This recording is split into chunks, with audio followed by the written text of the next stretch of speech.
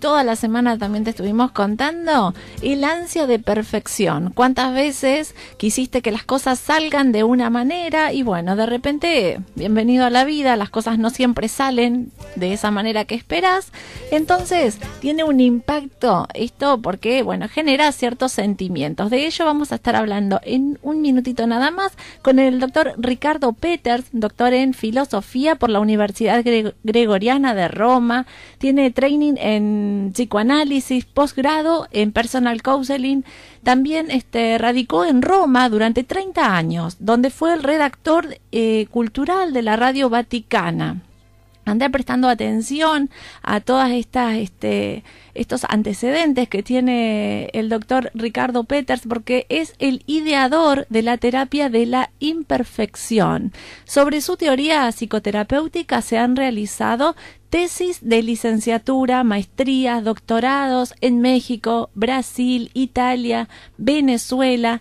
También escribió libros, entre ellos se destacan Una terapia para la persona humana, Honra tu límite, Líbranos de la perfección, Ética para errantes. Son algunos de los libros más destacados y actualmente es profesor investigador de tiempo completo en la Facultad de Filosofía y Letras de la Benemérita Universidad Autónoma de Puebla, en México. También imparte diplomados de ansia de perfección en México y en Los Ángeles. Es miembro de la Red Global Clínica de la Organización Mundial de la Salud. Ahí más o menos te estamos contando parte de esta trayectoria que tiene el doctor Ricardo Peters, y nos vamos a estar comunicando con él nada más en segundos, a ver si él nos acompaña desde México en este momento. Hola, buenas noches. Así que, ahora sí nos escuchas. Bueno, esperemos que toda Te la escucho muy tecnología bien. nos acompañe. Bueno, fantástico, se hizo la luz. ¿Perdón? Se hizo la luz, digo, no se hizo pudimos. sonido. No, claro, el sonido, es verdad. Bueno, doctor Ricardo, un gustazo que nos acompañes ahí del otro lado. Bienvenido a Sexto Sentido, bienvenido a Argentina. Estás acompañándonos desde México, ¿verdad? ¿Desde Puebla? Sí, así es. Pero cuando dice bienvenido, realmente me siento en casa en Argentina. Ay, qué bueno. En Buenos Aires. Tuve muchos amigos en Roma, en mis tiempos romanos, y en el 2005 estuve en Buenos Aires y me gustó muchísimo. Bueno, nosotros igual pertenecemos más a lo que es el interior, pero de todas maneras, bueno, Buenos Aires es nuestra capital, así que también Sí. bueno, como que sirve esto de que te sientas a gusto. Nosotros venimos a hacer como más la parte interna, digamos, de Sí. Argentina. Bueno, estábamos presentando, la verdad que un currículum muy interesante, una trayectoria muy interesante la que has tenido, y este tema es un tema que nos confiere a todo, creo, el tema de cuando uno busca un poco de perfección, ¿no? Es más común de lo que se cree. Así es. Ujú. Eh, ¿Cómo surge esto de la creación de una terapia de la imperfección? Bueno, hace más de 25 años, 27 años, comencé a interesarme en lo que yo califiqué como la repercusión de la problemática del límite en la condición humana. O sea, la condición humana es limitada. Entonces yo me preguntaba, ¿hasta dónde nos alcanza esa repercusión? Claro, nos alcanza en nuestra manera de pensar, en nuestra manera de sentir, en nuestra manera de esperar, en nuestra manera de amar, en la toma de decisiones, en todo, totalmente. Estamos, como aquella canción, creo que era mexicana, La Hiedra. Así estamos nosotros pegados al límite, como la hiedra al árbol. Claro, o sea, no hay manera de negarlo, tenemos un límite para todo. Sí. Bien. ¿Y el ansia de perfección, a qué se refiere cuando hablamos de ese concepto? Bueno, digamos que el sujeto perfeccionista, eh, el objetivo del perfeccionista es no ser defectuoso, o sea, no asume el derecho de ser defectuoso. Así que quiere arreglar las dificultades de la vida humana para no producir errores. Y la decisión de fondo que domina al perfeccionista es la de corregir el desajuste, digamos, que experimenta a causa de su condición limitada, que significa ser falible, ser defectuoso, ser impermanente o contingente. Claro. Entonces, digamos que es un sujeto que se encuentra en batalla consigo mismo. Claro, porque está en permanente lucha contra lo que no se puede cambiar en realidad, ¿no? Sí, fíjate que en el título de, digamos, anunciando tú, promocionando nuestra conversación, planteabas como algo así, controlar el ansia de perfección. Claro. Pero se da el caso, Lorena, que el control es la esencia misma del ansia de perfección. Así que el control lo que hace es reforzar el ansia de perfección. Digamos que el perfeccionista pues tiene una visión muy precisa, rigurosa, severa, se alimenta mucho del análisis, del cálculo, y lo que más le choca es que la realidad sean defectuosas. Claro. En la relación de parejas, en las relaciones, cualquier tipo de relación, pues no puede suprimirse aquello que es la realidad misma del ser humano, su imperfección. Claro. El ansia de perfección que padece el sujeto perfeccionista, pues lo priva de sentido existencial. O sea, cuando se habla del sentido de la vida en logoterapia, pues el ansia de perfección es, digamos, es una amenaza al sentido de la vida. Y por otra parte también desorienta al individuo de su propia realidad. ¿Esto por qué? Porque el ansia de perfección es una neurosis de trastorno del sentido de orientación. O sea, así como cuando uno toma el coche, lleva un sentido, pues nosotros tenemos un sentido, digamos, inherente a nuestra vida, que es el aceptar nuestra condición limitada. Entonces, nos toca reorientarnos a lo que somos, a nuestra realidad. Como por decir, si el sujeto perfeccionista rechaza, combate, niega su realidad limitada, pues se perjudica su existencia, le quita sentido y se desorienta de sí mismo. O sea, el propósito del ser humano es llegar a ser lo que ya es. Claro. Aceptar su condición limitada. Claro, realmente debe ser como que caer en esto un desgaste muy grande, ¿no es cierto? Porque perdés el sentido, como decís, el sentido de la vida, el sentido de lo cotidiano, buscando extralimitar ese límite sería. Sí, bueno, el interés del perfeccionista es controlar las circunstancias, controlar también sus sentimientos, controlar su mundo interior y el mundo exterior, las relaciones interpersonales, y eso solo le acarrea problemas. Lo que sucede es que la perfección ha entrado en nuestra cultura como un ideal. Claro. Y yo diría que este ideal, digamos, es como una de las dos columnas de la cultura occidental. La cultura occidental es, por una parte, griega, nuestra manera de pensar es aristotélica, digamos, me gusta decir doble A, aristotélica anónima. Pensamos por causa y efecto. Y por otra parte, la otra columna de nuestra cultura occidental es el cristianismo. Pero el cristianismo vino capturado por categorías griegas. ¿verdad? Los Ajá. primeros padres de la iglesia, los llamados padres apologistas, los que están elaborando, van a elaborar a partir del Evangelio, muy sencillo, van a elaborar todo un contenido doctrinal, pues usan sus propias categorías. Claro. ¿Y qué sucede? Por ejemplo, ya que estamos en este tema, de los 4 evangelios, solamente uno, el de Mateo, 2 veces menciona la palabra teleios en griego, porque fue traducido del hebreo al griego.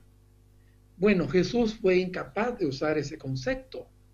De hecho, Lucas refiere básicamente el mismo sentido cuando Mateo dice: sed perfectos como como vuestro Padre Celestial es perfecto. Lucas, médico, dice: sed compasivos o sed misericordiosos porque Dios es misericordioso.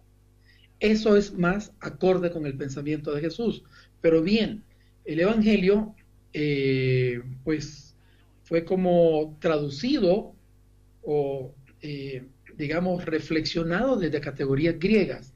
Así que la cultura occidental tiene esas 2 columnas: el pensamiento griego, que es portador del anuncio de Jesús, pero ya helenizado, por así decir. Claro, con la bajada, digamos, como en busca de esa perfección. Bueno, digamos, la perfección, el concepto teleios, perfección, es un absurdo metafísico. Puede servir en el plano así de la especulación, pero es netamente un absurdo metafísico. Pero ¿qué sucede? Estaba haciendo mención de esta eh, inculturación del Evangelio en la cultura griega y resulta entonces que deja de ser un concepto metafísico y cala en la vida moral y se propone como un ideal sublime de vida cristiana. Y así ha estado permanentemente. Claro. Aunque la cultura hoy en día, pues, es plural, es secular, sin embargo, en todos los sectores, ¿verdad? En el ámbito religioso y en el ámbito laico encontramos eh, referencias a este ideal. Por ejemplo, en las empresas se usa el concepto de calidad total.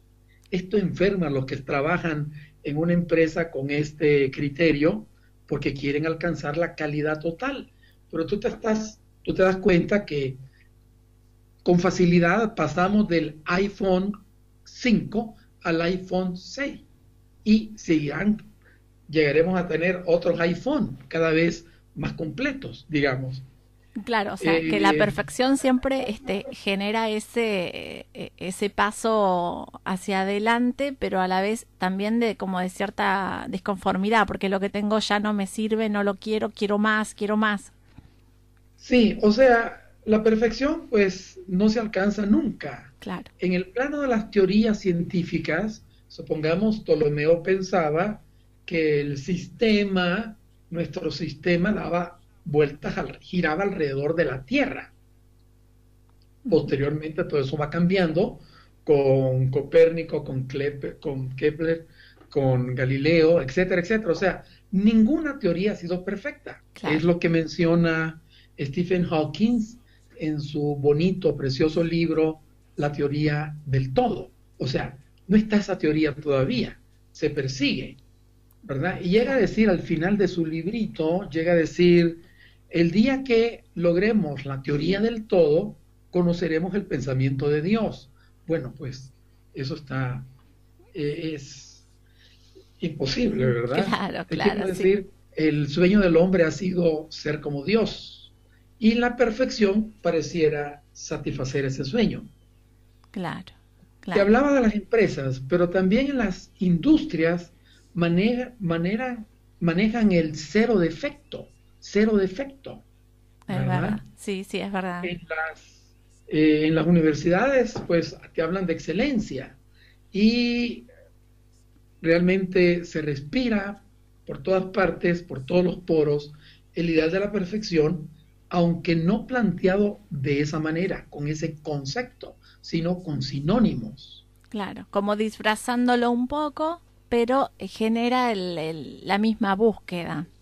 Que Así es. pienso, Así. qué difícil cuando se plantea a nivel de relaciones interpersonales, porque estamos ahí, Sí, sí que estamos en el horno, como decimos comúnmente, ¿no? Porque es muy difícil buscar esta continua perfección en personas y hasta en uno mismo, ¿verdad? pues te pongo un ejemplo en la vida cotidiana de la pareja particularmente, como la perfección es debida a un excesivo recurso a la razón, porque es un concepto totalmente especulativo. Entonces, en la relación de pareja, cuando algo no funciona, hay una falla, se crean discusiones absurdas, como que si estuviéramos con un tablero moviendo piezas con tal de comernos la reina o el rey o el alfil del otro, ¿verdad? Ujú. O sea, la necesidad de tener razón. O sea, nosotros nos hemos deshumanizado porque la humanidad no está en lo que pensamos, sino en lo que sentimos. O Claro. sea, un genio, pues puede ser un hombre frío y en ese sentido poco emotivo, poco cariñoso, poco cálido, poco compasivo, poco clemente, etcétera, ¿verdad? Pero puede ser un genio. Claro. Esto tiene un poco que ver cuando por ahí se hacen las separaciones entre inteligencia intelectual e inteligencia emocional, ¿no? O sea, pueden ser muy Sí, genios, muy sabios, muy aptos para muchas actividades, pero no lo que tiene que ver con el contacto con el otro. sí, en realidad yo prefiero conservar los términos antiguos, tradicionales, en vez de inteligencia emocional, ¿verdad? Ajá. También se pudiera hablar de razón poética, ¿verdad? Prefiero hablar de intuición emoción. Ah, me gusta, O sí. sea, nosotros, nuestra cabina de control, por así decir, de manejo, ¿verdad? Frente a las circunstancias de la vida, nuestro sistema mental dispone de dos procesadores, el racional y el intuitivo emotivo. Ujú. El racional, el racional es un procesador que procesa, configura todos los estímulos, los ordena, los categoriza, ¿verdad? Los jerarquiza y, digamos, la finalidad de la razón es entender, explicar, mientras la intuición lo que pretende es tutelar. La palabra intuición deriva de dos raíces sánscritas, intueri, in es progresivo y tuere significa tutelar. Entonces, mientras la palabra razón del latín ratio ratione significa contar, la palabra intuición significa cuidar, proteger. Mira qué interesante. Nos estás dando unas clases de filosofía, de letras, No de todo. estoy compartiendo nada más. Muy No, bueno, muy no. bueno. ¿Cuánto sentido tiene y cuánto sentido cobra este poder, bueno, conocer realmente el significado, la procedencia de algunos conceptos tan que uno los utiliza en realidad, pero bueno, desmenuzarlos un poco más está muy interesante, muy bueno. Bueno, realmente a veces usamos la palabra intuición para cosas muy banales. Supongamos, llama a una persona conocida y tu respuesta sea, pensé inmediatamente que eras tú, que podías ser tú. Bueno, si no hubiera sido esa persona, no hubieras dado esa respuesta, Claro. ¿verdad? A veces pues, usamos esas, la palabra intuición también a veces aplicada al sentimentalismo, al sentimiento. Y en realidad la intuición es una forma de conocimiento. La razón es una forma de conocimiento y la intuición es otra forma de conocimiento. Y nuestro sistema mental aborda las circunstancias de la vida desde uno u otro procesador. A veces colaboran, a veces están separadas. Mira, Lorena, me gusta una frase del Evangelio, que un pasaje en que a Jesús se acercan para ponerle una trampa con una moneda que tiene la esfinge del César, y le preguntan de quién, o sea, de quién es esta imagen del César. Lo que querían era, digamos, poner una dificultad a Jesús, como él era judío, pues, y los judíos siempre estaban queriendo eliminar el dominio de los romanos. Precisamente de la Galilea se dieron muchas insurrecciones, y eso le perjudicó también a Jesús porque era Galileo, y creían que él también iba contra el César, pero no. Entonces la respuesta de Jesús es dar al César lo que es del César. ¿Qué es del César? Pues la contabilidad. Yo imagino que al fisco o a Hacienda no le interesa recibir una carta de amor. Lo que le interesa es que depositen, ¿verdad?, los impuestos correspondientes. Claro. Al César lo que es del César, y a Dios lo que es de Dios. A Jesús, a Dios, pues no le interesa, digamos, que le presentes el estado de cuenta de tus finanzas, ¿verdad? Entonces, me interesa mucho esa frase, porque en realidad nos indica que deberíamos procesar las cosas desde la razón y la existencia desde la intuición, y no que, digamos, usamos la razón para abordar cuestiones existenciales, la soledad, la tristeza, la traición, las pérdidas. En el consultorio, pues resulta que una persona que ha perdido un ser querido por muerte o por divorcio, pues se empantana, porque se pregunta, ¿por qué a mí? ¿Por qué a mí? ¿Verdad? Ese engaño o esa pérdida. Y en realidad, pues, ¿y por qué no a mí? O sea, ¿qué seguro tengo yo para que la vida, la vida es un accidente constante? Por eso me gusta hablar de la accidentalidad de la vida, pues me tenga consideración y no me accidente a mí.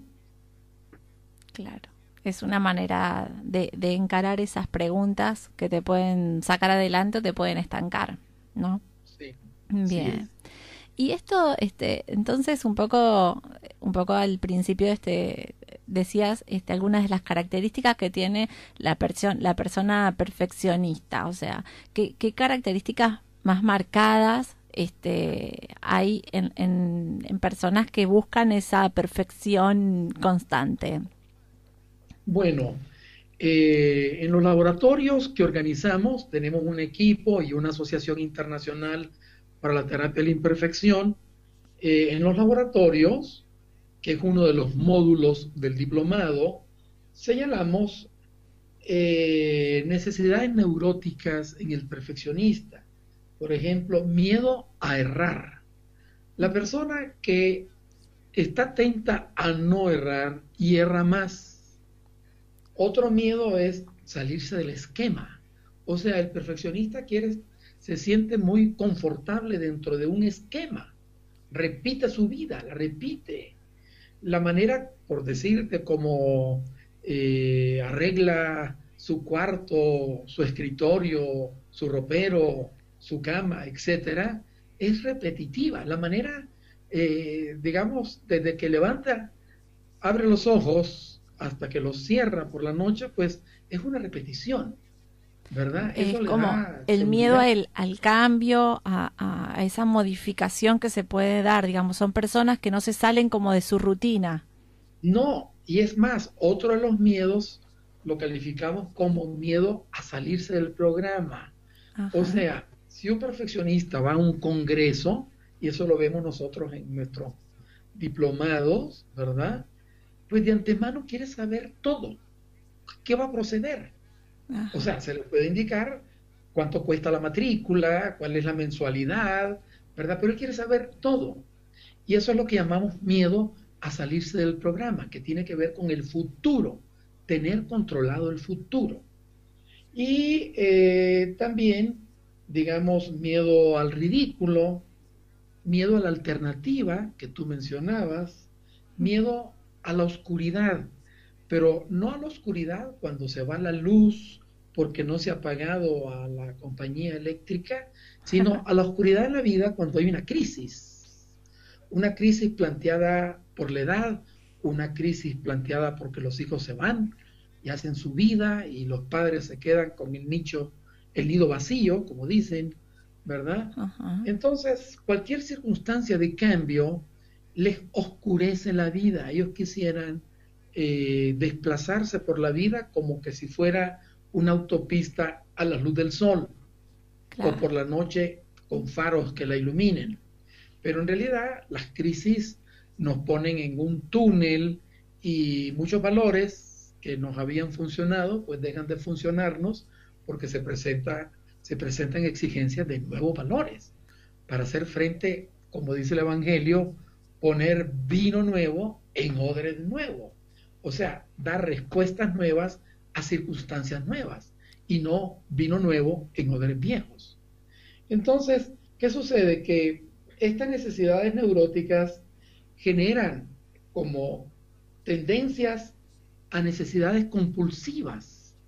Por ejemplo, la necesidad de manejarse desde expectativas, desde deberías, la necesidad de plantear exigencias de sentido o la necesidad de arreglar los hechos, las circunstancias, las relaciones, todo lo que sucede, necesidad de tener razón, necesidad de ser irreprensibles y así, etcétera. Los miedos, ¿verdad?, de la mente, del sistema mental perfeccionista, pues generan estas tendencias compulsivas. Claro, muy descriptivo para poder llevarlo a la vida cotidiana, ¿no? Esto de los comportamientos compulsivos que tienen que ver con justamente esta búsqueda de perfeccionismo que tanto como que te atrofia, te detiene, no te permite vivir al menos confortablemente o sintiéndote de alguna manera, por lo que estabas diciendo, como no hay una tolerancia ni al cambio, ni a las crisis, ni a la frustración de cuando, bueno, se salen de los esquemas. Esa tolerancia no existe. O sea, sí, como las circunstancias no vienen a nuestro gusto y agrado, nos impactan, entonces el perfeccionista se siente interiormente inadecuado frente a las circunstancias, no sabe cómo controlarlas. Y esa sensación de inadecuación genera la necesidad de estructurar las circunstancias, estructurar la vida, ¿verdad? Pero la vida no se puede estructurar porque no es un hormigón, un bloque de claro, cemento, ¿verdad? Es como sí, un río que fluye y un río que se controla pues provoca daños en alguna parte. La vida se puede organizar, pero no controlar. Entonces el perfeccionista, a raíz de sus fallas, desde el contacto con sus defectos, porque no dijo como debería haber dicho, no pensó como debería haber pensado, o no hizo como debería haber hecho, prueba una sensación de inadecuación. Claro. Y entonces él recurre al control. Y esto pues no le resuelve, pero le problematiza más la vida. Claro, seguramente que trae mucho más obstáculos. Estaba pensando, esto, ¿cómo nace? Digamos, se trae, se aprende, tiene que ver con nuestra historia, con la mirada que recibimos, con los mandatos que por ahí uno carga y bueno, y están depositados en uno, pero no. ¿Cómo se forma esta característica tan perfeccionista?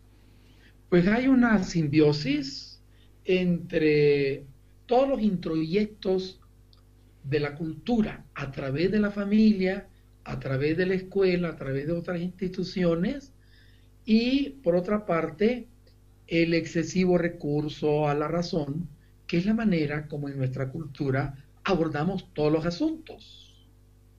Bien. Te pudiera referir un episodio que no es, digamos, de un caso atendido acá en México, sino en otra parte, en otro país. Brevemente, la hija ya mayor, tal vez de 30 y pico de años, 38 años, no se ha casado, pero a la hora de comida comenta con la familia que está encinta porque ya no puede ocultarlo. Está toda la familia reunida, el padre pregunta de quién y resulta que es de un casado. Y te estoy hablando en un contexto social donde pues estas personas son todas conocidas y se atienen mucho a su prestigio social. Entonces el padre se levantó, fue a donde estaba sentada la hija, se quitó el cinturón y comenzó a golpearla.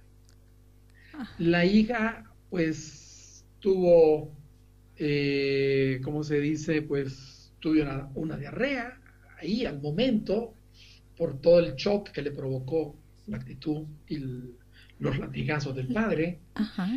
Mientras la mamá se manejó no racionalmente, el padre sí porque estaba preocupado, la hija ahora embarazada, siendo ellos de muy buena familia, embarazada de un hombre casado, la mamá se levantó y nada más la abrazó.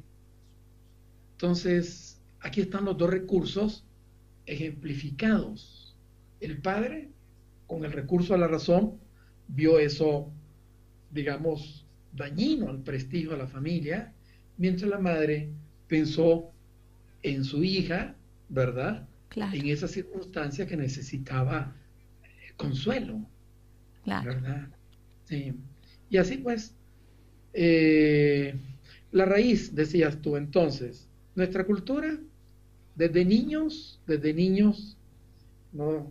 Para ponerte un ejemplo muy sencillo, cuando llevamos nuestros hijos al preprimero o al kinder, la Miss lo toma de la mano, lo lleva dentro del salón a una sillita, a una mesita y le dice, este es tu sitio, ¿verdad? Ajá. Lorena, este es tu sitio, ahí te dejan. Bueno, todo el año vas a estar sentándote ahí, ¿verdad? Y de hecho, yo veo en mis clases, ¿verdad? Que a la lección siguiente, todos vuelven a ocupar el mismo sitio lugar de la primera lección. Claro. ¿Verdad? Entonces, imagínate 14 años de escuela, ¿verdad? O sea, es como que ya nos van estructurando desde, bueno, esa primera socialización, digamos, que se le continúa a la familia. Sí, así es. Has dicho bien, estructurando, nos van estructurando. Mira, en los laboratorios se hacen a base de juegos, porque el perfeccionista lo que más teme también es el ridículo, hacer el ridículo, ¿verdad? Y los juegos van aumentando progresivamente a lo largo del módulo que corresponde al laboratorio. Pero si yo les digo, bueno, mañana, esta noche, no duerman del mismo lado, o sea, lado de la pared, del lado de la ventana, supongamos, en la recámara, y les digo, cambien de lado, incluso donde ponen los pies, pongan la cabeza, por decir, y cambien todo lo que van haciendo desde que despiertan, porque la gente está tan programada que hace las mismas cosas. Entendámonos, el sistema mental se beneficia con los automatismos, evitan pérdida inútil de energía, pero a veces quedamos gobernados por nuestros automatismos. Y así como manejamos el coche de cambios, manejamos la vida, ¿verdad? Claro. Haciendo las mismas cosas. Claro, ahí es donde se nos pasa como en piloto automático y uno vive cosas pero no las percibe, ¿no? Sí, exacto, no gusta también, o sea, cada día es nuevo. El día de hoy no se me va a volver a dar en toda la eternidad, si lograra vivir toda la eternidad, y ni se me dio en el pasado. Claro. El día de hoy es totalmente nuevo. Claro, me acostumbro a ciertas cosas que me hacen pensar que este día es viejo como el de hace 10 años.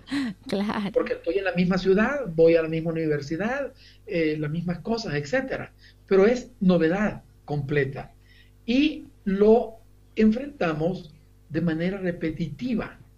Nos levantamos, tomamos el agua a la misma hora, exactamente dejamos el reloj, el anillo en la mesita, en el buró de noche. O sea, todo acontece claro. de la misma manera. Esta repetición no favorece nuestro sistema mental, que le gusta ser creativo. Claro, por un lado, nuestro sistema mental se automatiza de esta manera para, bueno, evitar, como decías, pérdidas de energía, digamos. No, Sí, medio que estamos ahí en piloto automático.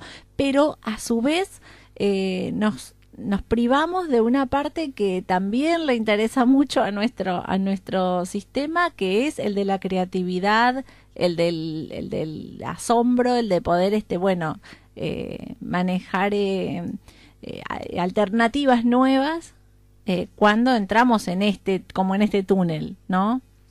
claro. Nos El hacemos miedo a la trampa un oscuridad poco puede ser. nosotros.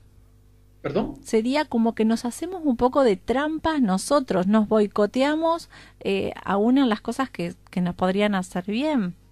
Es que sucede que otra característica del sistema mental perfeccionista es necesidad de orden, necesidad de orden, ¿verdad? Ujú. Y el tener la vida ordenada nos da una seguridad. Ahora, no podemos, o sea, con el coche, no, con el carro no podemos hacer cambios a nuestro antojo. Se arranca en primera, se pasa a segunda, etcétera. Pero con la vida sí podemos. O sea, nadie nos obliga a seguir haciendo las cosas como las venimos haciendo. Podemos hacerlas como pasatiempo. O sea, hacer cambios como pasatiempo. Por ejemplo, también en la cultura, el anillo de matrimonio va en el dedo anular izquierdo toda la vida, 50 años de casados, supongamos, ¿verdad? El Sí. reloj va en la mano izquierda, ¿verdad? Toda la vida. Y así pues nos uniformamos, pero esto le quita elasticidad a la vida. Ya de por sí el ser humano no es muy espontáneo, ¿verdad? Es más bien artificial. El ser humano es un sujeto artificial, ¿verdad? Porque es aprendizaje y entonces repite lo que ha Sí, aprendido. desde que el primer día te dicen este es tu lugar y acá te sentaste por una cantidad de años y ya Sí, cada vez te van haciendo un poco más artificial. pero fíjate que en la casa, a la hora de comida, si una familia, pues así, 3 hijos, 2 hijos, ¿verdad? Etcétera, no de las familias pequeñas, pues que la tendencia ahora, pues si alguien ocupa tu silla en el comedor, tú le dices, estás ocupando mi silla. Es verdad, hay lugares que quedan pero pautados. Sí, no, no, y se lo dice con enojo, Sí, levántate que esa es mi silla. O sí, sea, sí, en realidad la silla no tiene el nombre de nadie, normal, es verdad. ¿verdad? Pero es esa fijación, esa fijación. Y valdría la pena, pues, hacer cambios, hacer cambios. Por ejemplo, nos ponemos los zapatos, mira, todo va en un orden, nos bañamos, si usamos el champú, o sea, cada uno tiene como digamos, su esquema, Claro. ¿verdad? Su esquema para bañarse, para comer, para esto, para el otro. Y es una lástima porque son cosas que no nos dañarían si pudiéramos zafarnos un poco algunas veces de ellas. Claro, sin dudas que cuando uno se permite esas movilidades, es como que la vida se disfruta mucho más. Sí, Esto de poder, sí, salirse de los esquemas, en particular es algo que me gusta, no soy muy amiga de la rutina y me puedo dar cuenta cuando decís, ay, que bueno, esto que surgió diferente, esto que se dio así espontáneamente, le da un condimento particular a los días. sí, o sea, se trata de manejarlo, ¿verdad? No caer en exageraciones, pero sí tener presente que nos estamos como cristalizando o nos estamos petrificando, ¿verdad? Después de tantos años de estar haciendo la vida de la misma manera. Claro. Pero en realidad la vida es novedosa y deberíamos salirle al encuentro con novedades, aunque sean de la vida cotidiana. Claro. Hay una frase que me gustaría reflexionar con vos, que dice, bueno, esto de que para ser bueno hay que ser perfecto. Tiene que ver un poco con la mirada de la cultura y de esta historia que uno, bueno, con la que uno se va conformando un poco. Pero, Sí. ¿por qué a veces se mezcla un poquito esto de lo bueno es lo perfecto y si no buscamos lo perfecto somos mediocres?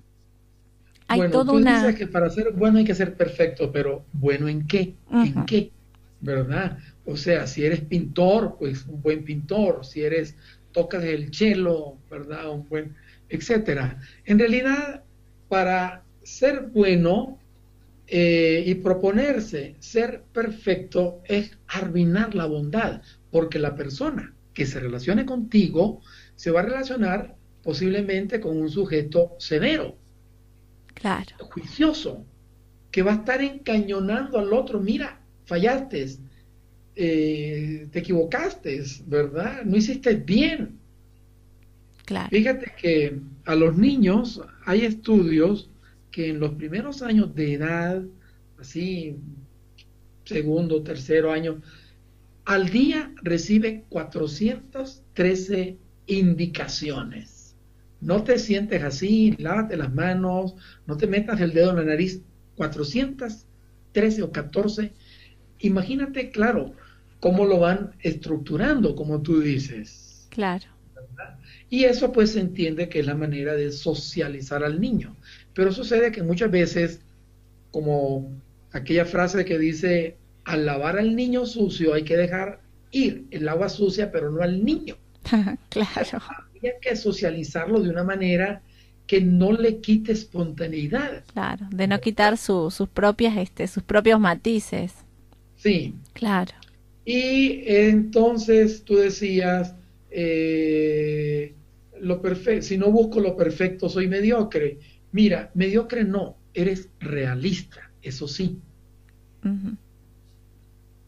Claro. Más bien, el perfeccionista es mediocre, o sea, no destaca por miedo a la crítica, ¿verdad? Y ahora, esas personas tipo Dalí, pues no tienen nada de perfeccionista, rompieron todos los esquemas. Van Gogh, que hasta enfermo mental estaba, ¿verdad? Terminó. Claro. Entonces, en realidad, el perfeccionismo nos puede hacer mediocres. Claro, es como que una cosa es, bueno, hacer lo mejor que puedo con lo que puedo en el momento que lo estoy, digamos, haciendo y bueno, y dejando ese margen para que estén las cosas que no se pueden manejar, las cosas que no salgan. Hacer lo mejor que puedo es una cosa y querer ser perfecto en lo que estoy haciendo es otra cosa. Bueno, y digamos que también hacer lo mejor que puedo es otra cosa que me acerca bastante al ansia de perfección. Hay un libro de un famoso psicoanalista, Bruno Bettelheim, que tituló su libro Padres Pasables. O Ajá, sea, muchos padres sufren porque al ver a sus hijos crecidos, digamos, insolentes, desobedientes, o lo que sea, ¿verdad? Se sorprenden. Pues en realidad somos padres pasables. Y en la vida lo mejor es hacer las cosas de manera pasable, o sea, que pueda funcionar, que pueda hacerla, pero lo mejor que puede ser la zanahoria que el sujeto pone adelante para ir detrás de ella corriendo, ¿verdad? claro. Puede tener ese efecto, lo mejor que pueda, cuando has hecho lo mejor que pueda. Podías haberlo hecho un poquito mejor y no lo hiciste.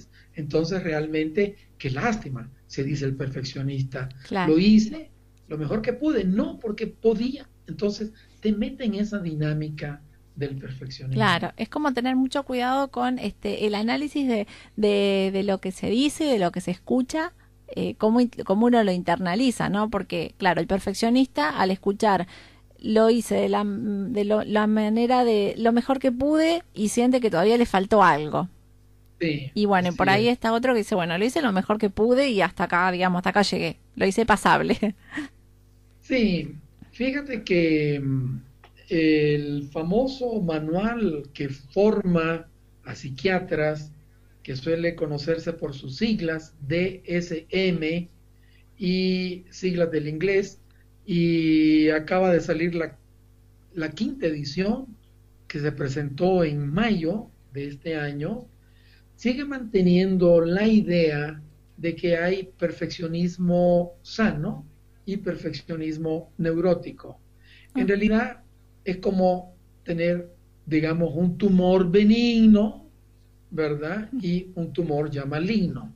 Pero se da el caso que el primero se encamina al segundo, ¿verdad? O sea, cuando una persona tiene un tumor, aunque sea benigno, ya se preocupa el médico, el oncólogo, ¿verdad? Porque en cualquier momento, ¿verdad? Puede desencadenar una metástasis, un tumor maligno.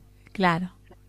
Entonces, eso, lo mejor que puedo es un anzuelo que te atormenta, porque después de que hiciste algo, pude haberlo hecho mejor, pude haber educado mejor a mis hijos. O sea, eres un padre pasable, ¿verdad? Con defectos.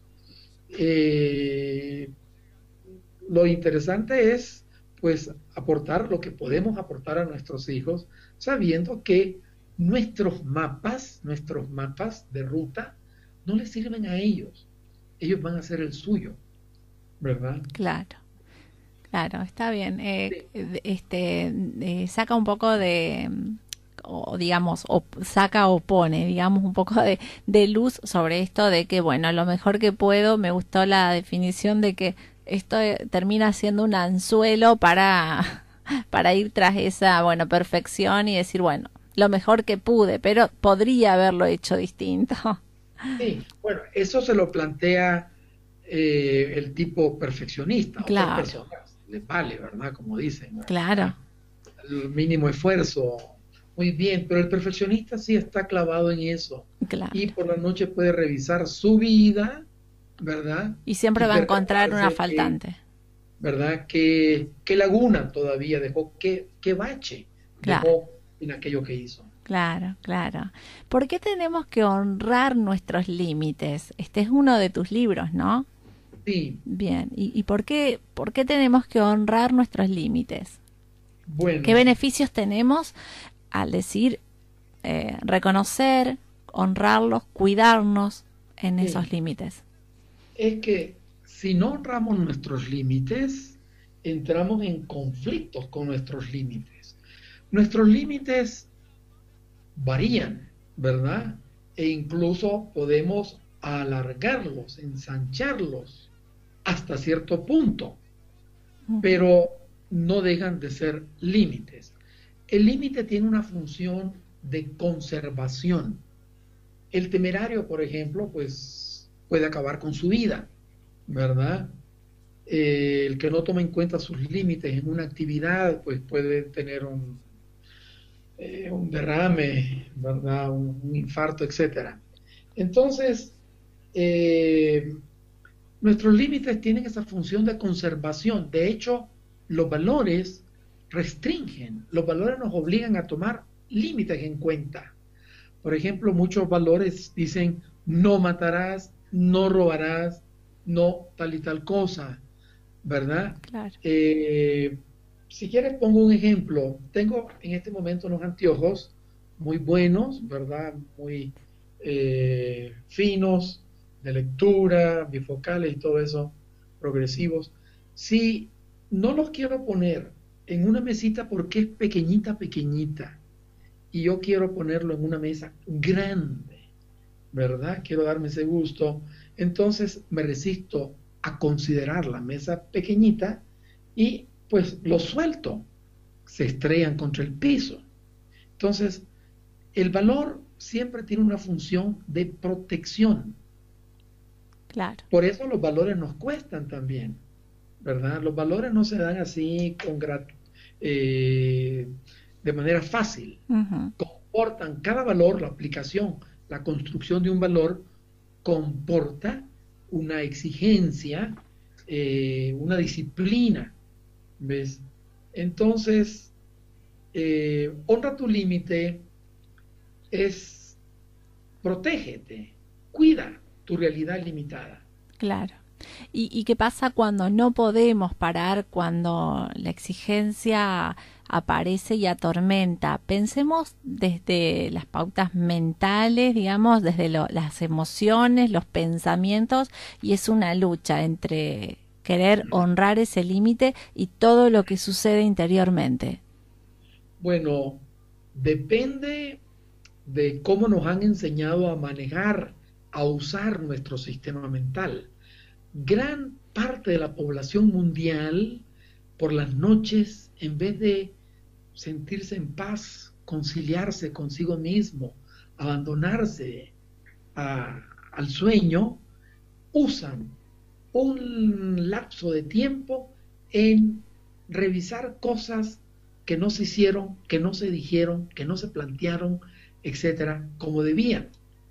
Y, ¿verdad? Entran pues en un estado de insomnio, retrasan el descanso, porque están revisando lo que ya no tiene remedio. Claro.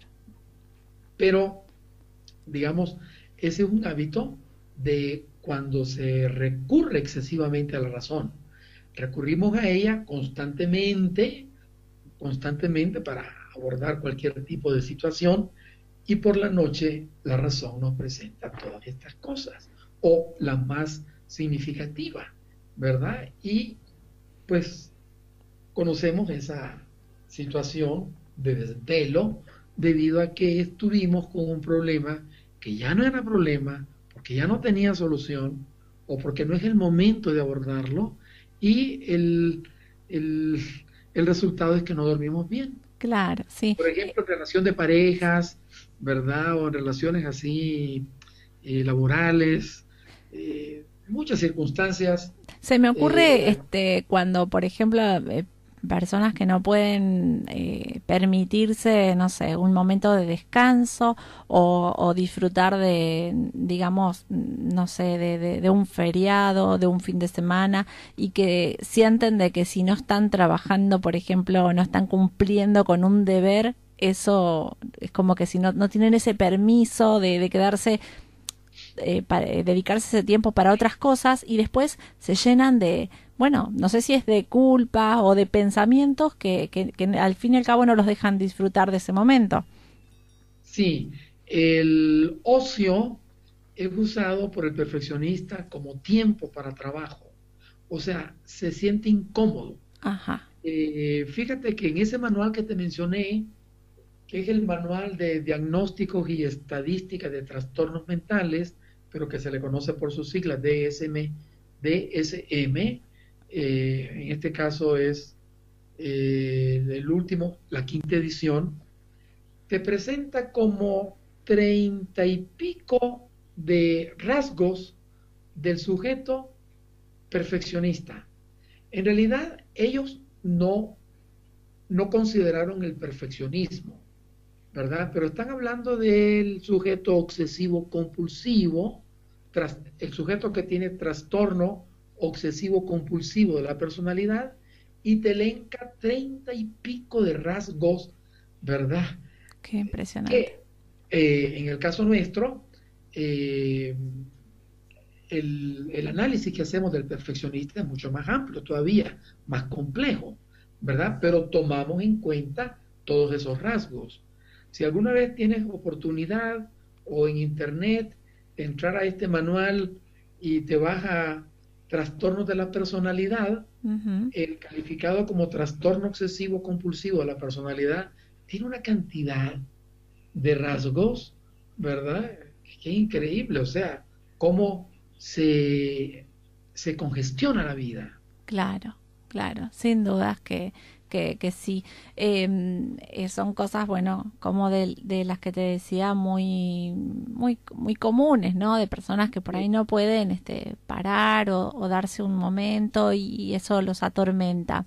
Para, bueno, llegar al final de nuestra charla, doctor, decime algunas propuestas como para decir, ¿qué hace una persona que se sintió identificada y que dice, sí, a mí me pasa esto, yo me siento de esta manera?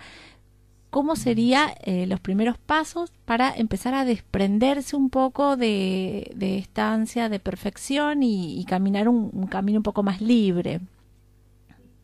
Bueno, en realidad deberíamos practicar más el reírnos de nosotros mismos. El humor es un detonador de los esquemas mentales perfeccionistas. Es un detonador. Cuando hablamos de humor, hablamos de sentido que aporta a la vida el humor, sentido de humor. Entonces, yo creo que una terapia que no considera el recurso al humor es una terapia que no va a funcionar, ¿verdad? Que va a tener alguna regresión. El sentido de humor es fundamental. O sea, reírnos de nosotros, porque nos tomamos tan en serio que hasta un infarto nos puede venir. Claro, ¿verdad? claro. Sí. Yo creo que es cuestión de manejar la aceptación profunda de lo que somos. O sea, no hablo de la aceptación así, digamos, periférica, sino la aceptación de mi ser limitado. Soy limitado, ¿verdad? Y de eso debo de estar orgulloso, no avergonzado. Hablo de aceptación profunda porque tiene que ver no con la personalidad, ¿verdad? Y sus facetas, sino con la persona. Entonces, mi persona es la de un ser limitado. Y en esa aceptación me vuelvo humano, porque estoy aceptando mi lado humano. Mi lado humano, como ser que puede fallar, viene acogido por mi lado humano como ser compasivo de quien falla. Claro, claro, son las dos caras. Sí. El permitirme, o la mirada a mí mismo, esa mirada que estás diciendo de poder reconocer mis límites y mis fallas, hace de que también pueda ser compasivo conmigo y con el otro, ¿no? Mira qué interesante, las religiones en general tienen una sabiduría muy profunda, aunque a veces después se meten en tantas prescripciones, etcétera, pero han captado algo que es fundamental para la vida del ser humano. Por ejemplo, amarás a Dios sobre todas las cosas y al prójimo como a ti mismo. Entonces, el punto de partida de la experiencia de amor que podemos dar al otro está en nosotros. Entonces, Claro. qué interesante, esa frase realmente merece mucha consideración. Amarás a Dios y es ahí, esa interjección está moldeada por el amor que yo me tenga a mí mismo. Y eso es lo que puedo ofrecer al prójimo y para un creyente, pues eso es un culto a Dios, digamos. Seguro, es así. El punto Sí, de partida es la mirada. así es. Bueno, La muchísimas mirada gracias. amorosa. Sí, muy, muy claro, muy, la verdad que ha llegado de una manera muy especial. No, nos iluminaste el camino. Sería la Muchas palabra. gracias. Y para nosotros que creo que te contaba en algún momento sobre el eslogan de Sexto Sentido, despertando aquello que creías dormido. Una vez Sí, más, apostamos a eso, a despertar una nueva mirada, a despertar un potencial que realmente creemos que está ahí y lo queremos despertar para, bueno, transitar un camino más digno de ser vivido y ser disfrutado, no al estilo Calvario. digamos, despertar al mago que hace de sus inutilidades, errores y fracasos, cosas útiles para su vida. Muy bien, eso me encantó. Así nos quedamos Gracias. despertando al mago. Muy bien. Bueno, muchísimas gracias. Bueno, gracias por el tiempo, por la disposición, por el horario. Tenemos un cambio de horario. Qué hora estamos ahora? ¿Qué hora tenés Acá en ahí? Puebla son las 9:43. Ajá, bueno, aquí sí, también. Acá son 11:43, 23:43. Un Sí. gustazo, doctor Ricardo Igualmente, Peters, por estar con nosotros, ¿eh? Lorena, muchas gracias a ti por esta conversación tan sabrosa, gustosa y a tus oyentes. su auditorio. Bueno, muchísimas gracias y estaremos en contacto. Seguramente a posterior van a surgir nuevos temas que los vamos a compartir Claro que juntos. sí. Bueno, Cuando quiera. hasta luego. Chau, chau. Chao. Sexto Sentido en Facebook. Búscanos, agreganos. Somos Sexto Sentido, programa radial. Sexto Sentido, despertando aquello que creías dormido.